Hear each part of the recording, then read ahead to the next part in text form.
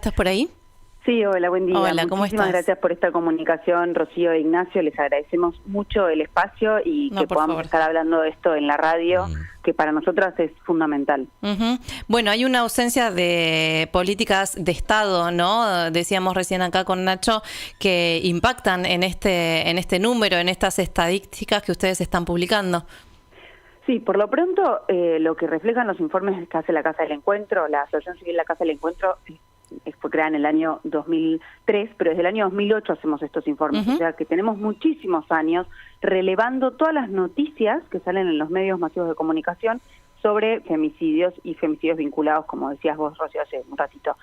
Entonces, lo primero que refuerza esta información es que es mentira que han bajado.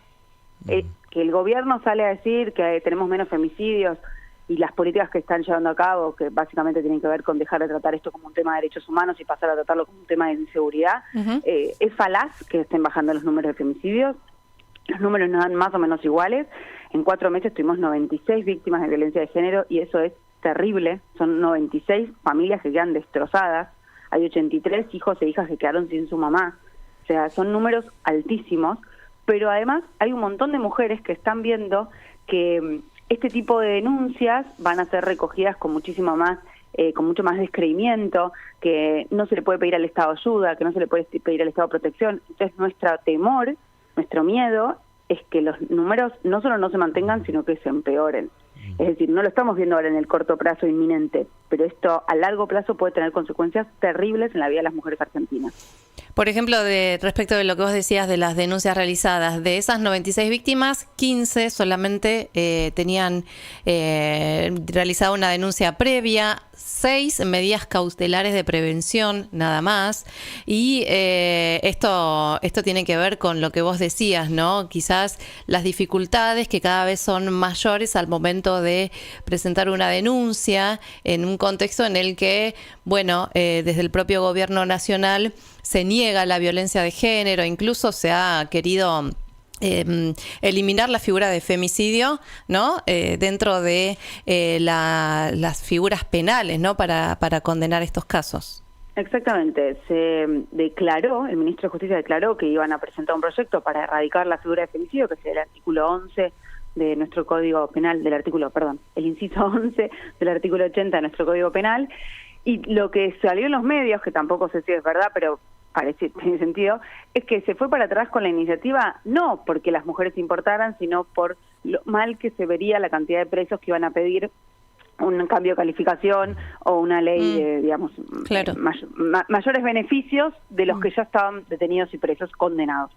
Entonces, el centro tuvo más que ver con el qué dirán de la gente que le parece que la única solución es la cárcel, ¿no? Como una idea de muchísima más cárcel y castigo que pensar en la salud de las mujeres, en la vida de las mujeres, en los derechos de las mujeres. No, y sobre las víctimas que realizan la denuncia, es tremendo pensar que de las 96 víctimas había 70 y pico que no habían realizado denuncia previa. ¿Qué sucedió? ¿Qué sucede? Bueno, cuando tenemos un ministro que hace declaraciones sobre profundizar las sanciones a quien haga una denuncia y que no se pueda probar, porque nadie dice que las denuncias son mentiras, o yo al menos no creo que las mujeres quieran embarcarse en el terrible camino que implica hacer una denuncia, sino que además es muy difícil probar, ¿no? Es muy difícil probar, es un desgaste enorme que pone en riesgo a tu familia, a tus hijos, a tus padres, que moviliza a toda la familia porque a veces te tenés que mudar de casa, en fin, por un montón de situaciones. Es muy difícil hacer denuncia para que encima desde el gobierno te digan que van a perseguir a aquellas que sean falsas denuncias. Y por falsas denuncias básicamente aquellas que no se pudieron probar, ¿no? Es muy difícil constatar que una denuncia sea falsa, sino que muchas veces lo que puede pasar es que vos no puedas acreditar la situación de violencia que querés denunciar. Por lo tanto, desde el gobierno te hacen sentir que lo que vas a decir es mentira, que no te van a creer, que no te van a proteger, se desmantelan programas, se desmantelan posibilidades de pedido de ayuda. Yo creo que estamos dejando a las mujeres en una situación de mucha inseguridad. ¿Hay algún análisis, Sí. Clara, en cuestiones de, bueno, estábamos mirando los números, los tenemos ahora en pantalla, en cuanto a las provincias, en por qué se da esta situación en determinadas provincias? Obviamente entiendo la provincia de Buenos Aires por el volumen, por la cantidad de gente, pero después veo Santa Fe, Córdoba y Mendoza, y bueno, y me preguntaba eso, si hay algún tipo de análisis sobre las políticas públicas dentro de cada provincia o qué sucede en cada provincia. Nosotras estos informes, presentamos informes mensuales para ir viendo cómo se mueve a lo largo del año la cantidad de cifras, y a fin de año hacemos un análisis un poco más hondo, más profundo, que se presenta en general al año siguiente, en donde hacemos la comparación de valores relativos. Es decir, Buenos Aires obviamente tiene mayor población, entonces va a tener mayores femicidios. Santa Fe o Córdoba son ciudades muy grandes, provincias muy grandes, pero a fin de año hacemos la comparación de valores relativos, comparando cantidad de habitantes, ¿no? Cada 100 habitantes, ¿cuántos hay? Sí. En general, lo que te voy a decir es que aquellas provincias que tengan mayor, no quiero ser prejuiciosa y generalizar, pero mayor características machistas, por decirte, ¿no? Más conservadurismo por ahí, suelen tener femicidios en alta cantidad.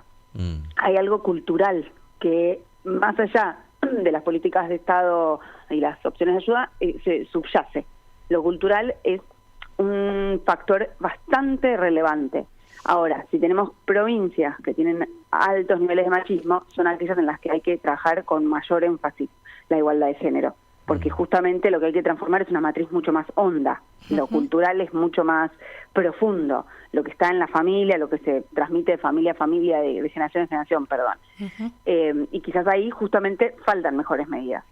Pero insisto, cuando desde el Estado Nacional se mancan este tipo de mensajes, se desmantelan este tipo de programas, se declara en contra de la violencia de género, también se le censura a las provincias la posibilidad de potenciar la protección, ¿no? Es como que la estás dejando muy en banda a la provincia. No, y además dentro de lo que... con menos fondos para proteger a las mujeres, pero digo, es una regla, no sé, es un partido bastante difícil de jugar. Sí, sobre todo en el plano cultural, vos decías, en los lugares donde son más conservadores, donde la batalla cultural, si se quiere, tiene que ser más profunda. Sí, desde el gobierno nacional salen a decir que la desigualdad de género no existe, ¿no? Que los femicidios no existen porque no están en igualdad de condiciones los varones y las mujeres. Es mucho más complicado, ¿no?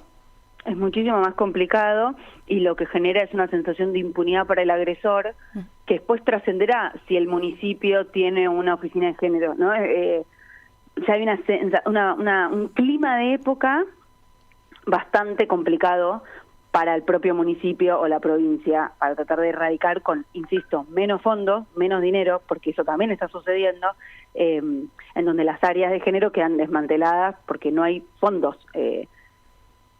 Es una conjunción difícil. Por eso valoramos, Rocío, lo que te decía al principio, que tengan este espacio, que podamos hablar de estos casos, porque las mujeres están siendo asesinadas en Argentina y desde el gobierno pareciera que estamos hablando de pavadas. Sí, o y estamos hablando de una militancia, no sé, partidaria, y claro, no tiene nada que ver con eso. En esto que decís, que lo tomo, Clara, sobre el final, que nos agradeces, ¿vos sentís que se habla menos hoy por hoy a partir de lo que venimos también relatando en esta conversación en cuanto a que el gobierno intenta desarticular? Bueno, ¿vos sentís que también se habla menos en los medios de este tema? Siento que se habla menos en los medios y en las casas. Cuando uno está tratando de sostener la familia, no alcanza la plata, no llegas a fin de mes, y toda la situación económica te va aplastando, es más difícil poder comprometerse con el prójimo, con la vecina, con la situación del de al lado. Entonces, desde lo particular, estamos necesariamente más conectados con la propia urgencia, claro, y pareciera que el otro a veces queda desdibujado. Entonces las cuestiones culturales o comunitarias o más sociales pareciera que pierden fuerza. Aparecen, ¿no?, lo que está sucediendo los miércoles con los jubilados, como de repente oleadas de comunidad que por suerte sigue existiendo y sigue latiendo, pero necesitamos hacer énfasis en esto, no nos distraigamos. Es entendible que nos distraigamos cuando, insisto, no llegas a fin de mes, no alcanzan los trabajos. Bueno, la situación económica apremia, es fácil distraerte. Sin embargo, hay 83 hijos e hijas, insisto, que se quedaron sin su mamá en estos 4 meses. Sí, y es obviamente para resaltar esto que decís, en las casas se habla menos, teniendo en cuenta que la mayor cantidad de femicidios también se dan dentro de los hogares. Exactamente, el 66% de los femicidios de este año al menos son en las casas.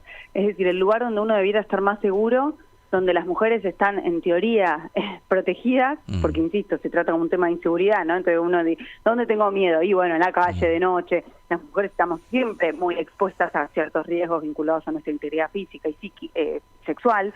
Entonces, de noche, en la calle, los agresores externos que nadie conoce. Bueno, no. Lo cierto es que el 66% de los homicidios ocurren en sus propias casas, y esto habla de que necesitamos trabajar la matriz cultural, la matriz social, sobre todo. ¿Y cómo ves, Clara, las nuevas generaciones? Bueno, ¿cómo viste las últimas movilizaciones también, 8M?